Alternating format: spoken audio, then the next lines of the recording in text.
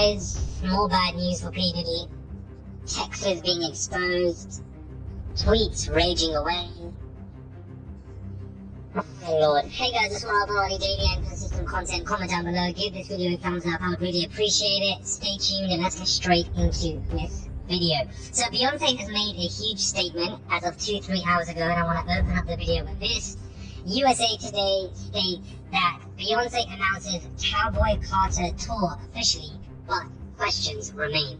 Beyonce is saddling up for another tour. The superstar has finally revealed that she'll be going on tour for her 8th studio album, Cowboy Carter, Saturday night ahead of Sunday's Grammy Awards. Fans noticed the end of her Beyonce Bowl special. Netflix now says Cowboy Carter tour. Shortly after, Beyonce made the announcement on her Instagram with a snippet that read Cowboy Carter tour. Netflix also teased up the Super Bowl, saying Beyonce Bowl as well, but it's unclear when Beyonce will release more details regarding the tour, such as dates, locations, and what tickets will go on sale. This was first meant to be announced on January 14th, but was postponed because of the wildfires in LA, and fans have been speculating ever since. Now, I didn't expect it to go on tour again for this album. I thought this would have been an album drop announcement for the third installment or Act 3 or etc. But of course, clever to announce on the Grammy weekend. I'm just intrigued to see what this tour is going to do, what it's going to be. I want to know what your thoughts are. This was the big statement that she was set to release early January, that she is basically going on tour all over again for Cowboy Carter. It's for those of you who were a big fan of this album. I personally just was not. I liked Renaissance a lot more. But what are your thoughts on Beyonce going tour again? Are the tickets going to be really expensive? Probably. Daily Mail looked like they were right with their sources, stating that she's going to be, committing to 8 shows in London. And they've been saying that she's having a new tour, and this is basically it. This is the big announcement. She's going on tour again once more. Is this a distraction from the Jay-Z madness? I also think so, but I also think that this tour was kind of pre-planned and the Jay-Z madness was kind of effed it up a lot.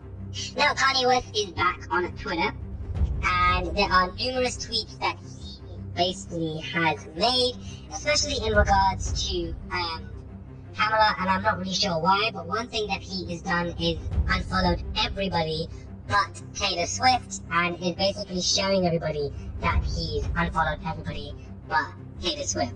Some of the tweets are: Trump's back in office, Kanye's back being a billionaire, the world might just be okay. And then he says some foul stuff about Kamala, and then after that he apologizes to Kamala as well. A lot of people are convinced that he's going to crash the Grammys because of the tweets that he's making and that he's back. And to be honest with you, I just don't think that he's going to be invited. Kamala is a very nice person. I just want to say sorry to her kids. Like, some of the things that he was saying just are honestly quite bizarre. I'm not really sure why. But I want to know what your thoughts are on Kanye West. A lot of people like him, but of course a lot of people are quite split because he is quite polarizing, to be honest with you.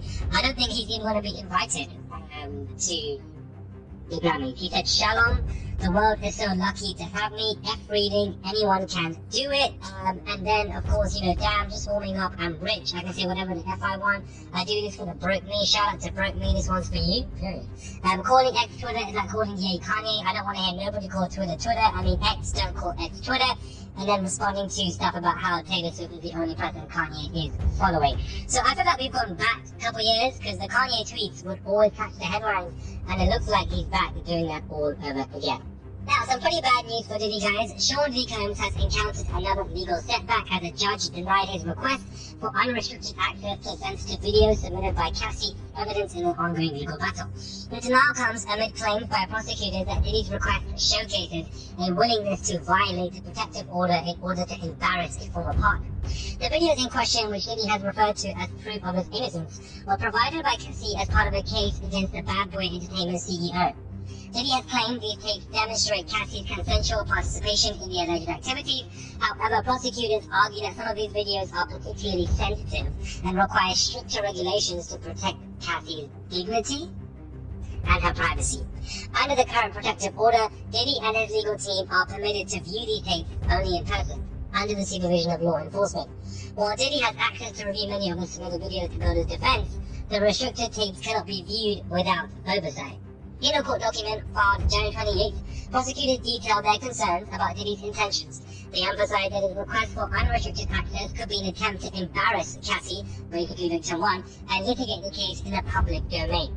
The documents further say that the defendant's apparent willingness to violate the protective order underscores these concerns. There is now an even stronger basis for the court to strictly regulate the defendant's access to the inspection-only videos.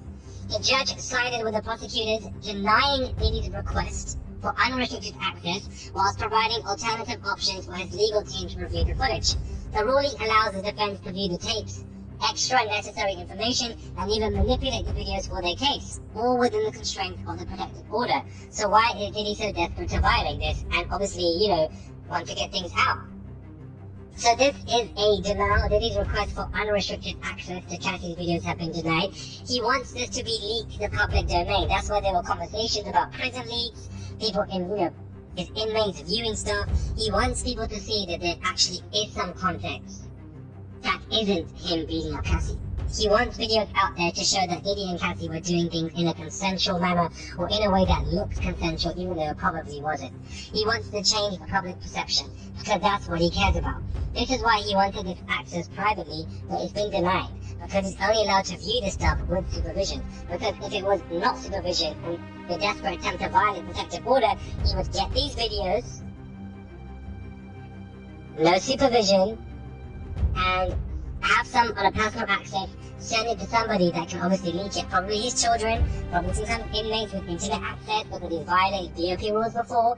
And the question is the motive. Why do you want to do this? If you're so innocent as you proclaim, you wouldn't want to do this, but he wants to change the public perception of the idea of him and Cassie. He wants to change what's sketched in our minds of him beating up Cassie because of the videos and tapes that he has. That's what he desperately wants to get out. You've been denied again. Anything that you want to do, or whether you want to get out of jail, everything just gets denied. Everything. You're just losing continuously. Now, Justin Baldoni, guys, has released some unseen text from Ryan Reynolds' Blake Lively as he launches a lawsuit-focused website. This lawsuit-focused website is obviously in regards to against Blake Lively's allegations, and the texts are very important. It includes never-before-seen texts, emails, and other messages Baldoni allegedly exchanged with Blake Lively and Ryan Reynolds throughout the production. Amongst the newly released messages, is one from April 2023, in which Blake Lively, while discussing a rewrite of the movie's rooftop scene, texted him saying, allegedly, "If you knew me in person longer, you'd have a sense of how flirty and yummy the ball busting will play. It's my love language, spicy and playfully bold, never with teeth." Another from February 2023 shows the Deadpool star allegedly texting Baldoni, "I'm excited for you to work together. I'm excited for Blake to crack open a creative piggy bank with someone as dynamic as you. This is going to be incredible. I happen to adore you, Justin." Wow.